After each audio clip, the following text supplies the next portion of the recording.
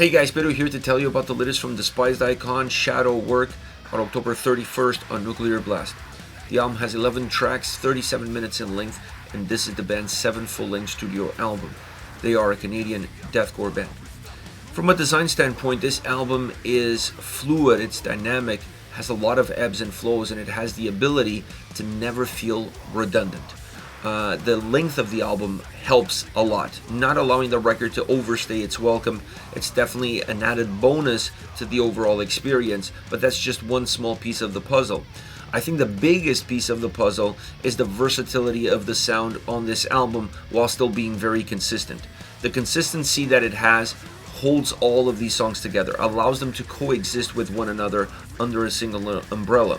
The versatility that they put forward is what creates the movement, and it's what makes this album extremely dynamic. So great design, great structure that enhances all the great qualities that the album has and puts them with a main focus on it, with a main bullseye on it, so that the experience of listening to this album can be an enjoyable one and you're not necessarily just looking at single tracks and single tracks only. As far as the sound is concerned, I feel like this album really encapsulates what Despised Icon is all about. It's an album that has a very live attitude to it. You're going to find that in the sound, but you're also going to find that in the vocal performance. It's an album that feels very unfiltered. I wouldn't go as far as to say unhinged, because it's not. It still has great production behind it, so it doesn't feel completely raw, but it feels very organic. It doesn't feel manufactured. The sound on the album is not manufactured. It just feels very natural. It brings a lot of elements that we can find throughout the entire discography of the band, and then it brings also some new nuances that really allow that versatility of sound to exist. And I think about two predominant ones. This album is very groovy at times, a lot more groovier than what I was expecting it to be, and the symphonic touches that the record has on a few of the tracks add a very interesting level of darkness to those songs that I thought was different, that I thought was almost somber at times. It just took these songs in a very different direction. It created them under a very different set of circumstances and light, and I thought that was an important aspect of that overall versatility that the record offers. But when it comes to the consistency of this album, I think the element that offers the most amount of consistency is the guitar sound. And that is not to say that it's not versatile or diverse, because it is. It's both. The consistency that it has is this ability to create this heavy, thick, distorted sound that becomes the bass line of each and every single track on the record. It's going to be very hard for you to find a song where that main guitar sound is not present, and that's what connects all of these songs together. It's kind of the red line throughout the entire album.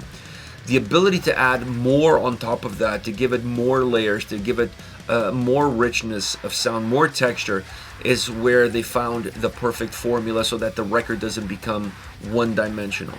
Adding groovier riffs, adding darker riffs, more penetrating riffs, being a little bit more creative on where they want to take the guitar sound outside of that bass line, really expanding, in a lot of cases, the footprint of the songs, the bandwidth of the songs, and that makes the songs feel more complete, more robust. They don't feel straightforward as perhaps they are.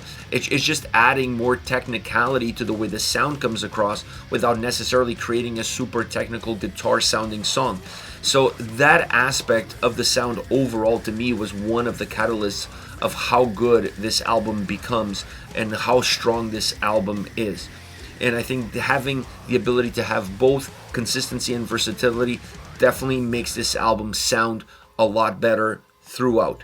Then when you get into the drums or when you get into the bass, those elements are a little bit more consistent. They don't have the versatility that the guitars have, and that's fine, because they're there in order to create some more volume, in order to create some more substance. The drums on this record, while being very heavy, they're not brutally heavy. They give enough room to the guitars to do the all of the heavy lifting on these tracks, and they're there just to create a perfect backdrop, a perfect foundation for those guitars to then just really go berserk and do what they do. So the drums and bass on this album definitely have more of a, I wouldn't say a secondary role, but they have more of a role of assisting, playing towards what the guitars are doing and creating space for those same guitars to be the life and the energy of this record. Once you get to the vocal performance on this album, I thought it's one of the best sounding albums vocally that the band has released in a very long time, because the dynamic between the vocalists is absolutely perfect. There's this symbiosis of movement between them that I felt just nailed it on every single song. On top of that, adding some backing vocals in a way that gives some of these tracks a live experience is very hardcore, is very street. It has that street presence to it. A band that does it really well, Biohazard, for example, and I felt a lot of those elements vocally really reminded me of Biohazard, especially when it comes to those backing vocals, bringing that live experience into the studio. And they did it really well on this album throughout. I thought this album vocally really checks all the boxes. And once again, it really comes down to how the vocalists coordinate with one another, how they interact with one another. There's some songs on this album that feel like pure duets, and that brings also its own set of energy, its own set of values to it. But the performance is consistent as far as the quality is concerned, but as far as what you get, it's once again very versatile as the sound on the record really is.